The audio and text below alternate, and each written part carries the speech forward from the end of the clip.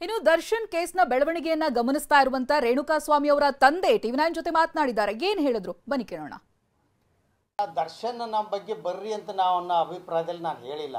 ನಾನು ಅವ್ರ ಹತ್ರ ಯಾವ ರೀತಿ ಕಾಂಪ್ರಮೈಸ್ ಅನ್ನೋದು ಸಾಧ್ಯನೇ ಇಲ್ಲದ ಮಾತು.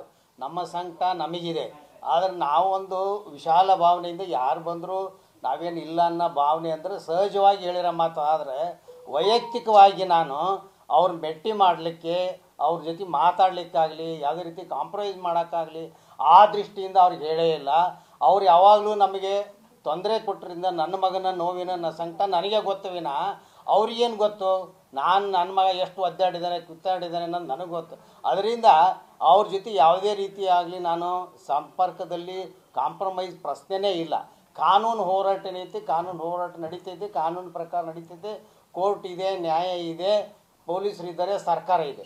ಸರ್ಕಾರ ಇಲ್ಲಿವರೆಗೂ ನಮಗೆ ನ್ಯಾಯಯುತವಾಗಿ ದೊರಕಿಸ್ಕೊಟ್ಟಿದೆ, ಮುಂದೇನೂ ದೊರಕಿಸ್ಕೊಡ್ತೈತೆ. ನ್ಯಾಯಾಲಯನೂ ಕೂಡ ಇಲ್ಲಿವರೆಗೂ ಏನು ನಡೆದಿದೆ ಅದು ನಮ್ಮ ತೃಪ್ತಿ ಇದೆ.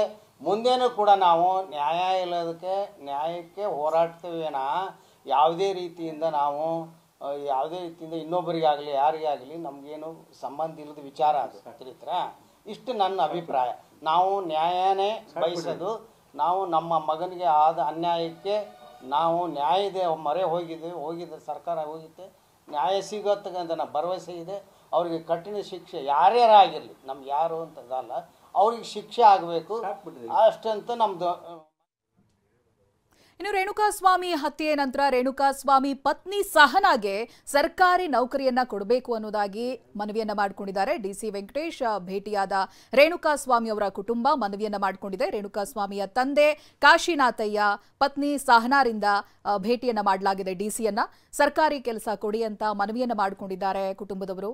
ಕೆಲ ದಿನಗಳ ಹಿಂದೆ ಸಿಎಂ ಅನ್ನ ಕೂಡ ಭೇಟಿಯಾಗಿದ್ರು, ಮಾತನಾಡಿದ್ರು. ಸಿಎಂ ಕೂಡ ಹೇಳಿದ್ರು ಆದಂತ ಸಹಾಯವನ್ನ ಖಂಡಿತವಾಗಿಯೂ ಮಾಡ್ತೀವಿ ಅನ್ನೋದಾಗಿ. ಜೊತೆಗೆ ಅವ್ರೇನ್ ಮನವಿ ಮಾಡೋದಕ್ಕೆ ಬಂದಿದ್ರು ಅನ್ನೋದಾಗಿಯೂ ಕೂಡ ಸಿಎಂ ಮಾತನಾಡಿದ್ರು. ಇದೀಗ ಸ್ಥಳೀಯ ಡಿಸಿಯನ್ನ ಭೇಟಿಯಾಗಿದ್ದಾರೆ.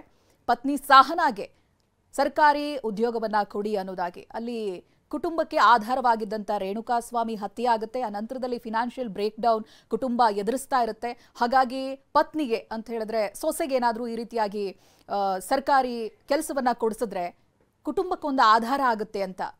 ಇನ್ನು ಪ್ರೆಗ್ನೆಂಟ್ ಅವರು, ಮುಂದಿನ ದಿನಗಳ ಖರ್ಚು, ಜೀವನದ ಜವಾಬ್ದಾರಿ ಇವೆಲ್ಲವನ್ನು ಕೂಡ ಪರಿಗಣಿಸಿ ತಮ್ಮ ಸೊಸೆಗೆ ಸರ್ಕಾರಿ ಉದ್ಯೋಗವನ್ನ ಕೊಡಿಸಿ ಅನ್ನೋದಾಗಿ ರೇಣುಕಾಸ್ವಾಮಿ ಅವರ ತಂದೆ ಸೊಸೆಯ ಜೊತೆಗೆ ಹೋಗಿ ಡಿಸಿಗೆ ಮನವಿಯನ್ನ ಮಾಡಿಕೊಂಡಿದ್ದಾರೆ.